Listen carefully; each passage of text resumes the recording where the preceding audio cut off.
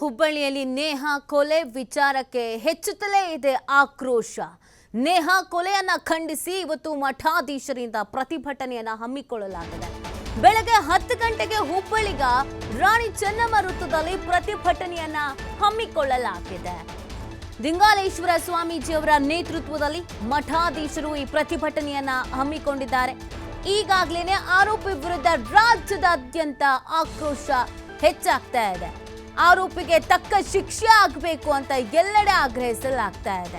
ಇನ್ಯಾರು ಈ ತರದ ಕೆಲಸವನ್ನ ಮಾಡಬಾರದು ಅನ್ನುವಂತ ನಿಟ್ಟಿನಲ್ಲಿ ಪ್ರತಿಯೊಬ್ಬ ಹೆಣ್ಣೆತ್ತವರು ಕೂಡ ಶಾಪ ಹಾಕ್ತಾ ಇದ್ದಾರೆ. ಅಥವಾ ಯಾರೇ ಆಗಿದ್ರು ಕೂಡ ಕಠಿಣ ರೀತಿಯಾದಂತ ಒಂದು ಆಕ್ಷನ್ ಆಗ್ಲೇಬೇಕು, ನಮ್ಮ ಕಾನೂನನ್ನ ಇನ್ನಷ್ಟು ಕಠಿಣಪಡಿಸಬೇಕು ಅಂತ ಆಗ್ರಹಿಸಲಾಗ್ತಾ ಇದೆ. ಇದರ ನಡುವೆ ಹುಬ್ಬಳ್ಳಿಯಲ್ಲಿ ಈ ಕೊಲೆ ಪ್ರಕರಣಕ್ಕೆ ಸಂಬಂಧಪಟ್ಟಂತೆ ಆಕ್ರೋಶ ಅನ್ನೋದು ಮತ್ತಷ್ಟು ಹೆಚ್ಚಾಗ್ತಾ ಇದೆ. ಈ ಕೊಲೆಯನ್ನ ಖಂಡಿಸಿ ಇವತ್ತು ಮಠಾಧೀಶರಿಂದ ಪ್ರತಿಭಟನೆಯನ್ನ ಹಮ್ಮಿಕೊಳ್ಳಲಾಗಿದೆ. ಬೆಳಗ್ಗೆ 10 ಗಂಟೆಗೆ ಹುಬ್ಬಳ್ಳಿಯ ರಾಣಿ ಚೆನ್ನಮ್ಮ ವೃತ್ತದಲ್ಲಿ ಪ್ರತಿಭಟನೆಗೆ ನಿರ್ಧರಿಸಲಾಗಿದೆ. ದಿಂಗಾಲೇಶ್ವರ ಸ್ವಾಮೀಜಿ ಅವರು ಕಣ್ಣೀರು ಹಾಕಿದ್ರು. ನೇಹಾ ತಂದೆ ಬಳಿ ಮಾತನಾಡುವಂತ ಸಂದರ್ಭದಲ್ಲಿ ಬಹಳಷ್ಟು ಭಾವುಕರಾಗಿದ್ರು. ಈ ಕೊಲೆಯನ್ನ ಅರಗಿಸಿಕೊಳ್ಳೋದಕ್ಕೆ ಸಾಧ್ಯವೇ ಆಗ್ತಾ ಇಲ್ಲ ಅಂತ ಬಿಕ್ಕಿ ಬಿಕ್ಕಿ ಅತ್ತಿದ್ರು. ಇವತ್ತು ಅದೇ ದಿಂಗಾಲೇಶ್ವರ ಸ್ವಾಮೀಜಿ ಅವರ ನೇತೃತ್ವದಲ್ಲಿ ಪ್ರತಿಭಟನೆಯನ್ನ ಹಮ್ಮಿಕೊಳ್ಳಲಾಗಿದೆ. ಎಲ್ಲಾ ಮಠಾಧೀಶರು ಒಗ್ಗಟ್ಟಾಗ್ತಾ ಇದ್ದಾರೆ. ಈ ಆರೋಪಿಯ ವಿರುದ್ಧ ಕಠಿಣ ಕ್ರಮ ಆಗಬೇಕು ಅಂತ ಆಗ್ರಹಿಸ್ತಾ ಇದ್ದಾರೆ. ಕೆಲವರು ಆತನನ್ನ ಎನ್ಕೌಂಟರ್ ಮಾಡಿ ಬಿಸಾಕಬೇಕು ಅಂತ ಹೇಳ್ತಾ ಇದ್ದಾರೆ. ಇನ್ನು ಕೆಲವರು ಇದು ಮಾದರಿ ಆಗಬೇಕು, ಈತನಿಗೆ ಯಾವ ಥರದ ಒಂದು ಆಕ್ಷನ್ ಅನ್ನು ತೆಗೆದುಕೊಳ್ತಾರೆ ಅಂತ ಇನ್ಯಾವತ್ತೂ ಯಾವ ಹೆಣ್ಣು ಮಕ್ಕಳಿಗೂ ಈ ಥರದ ಸಮಸ್ಯೆಗಳು ಎದುರು ಆಗಬಾರ್ದು ಅಂತ ಹೇಳ್ತಾ ಇದ್ದಾರೆ.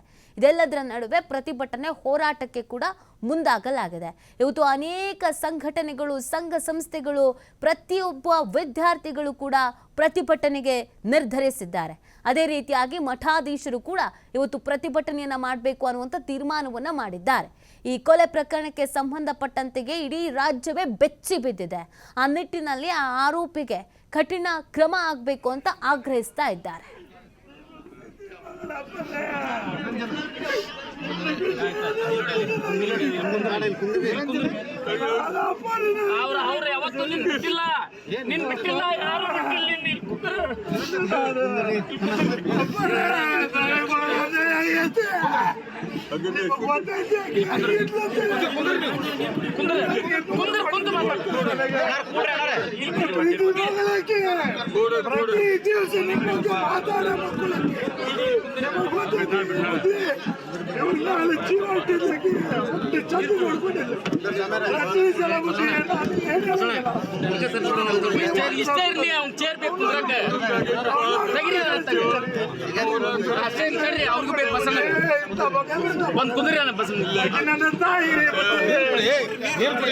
ತಾಯಿ ಬುದ್ಧಿ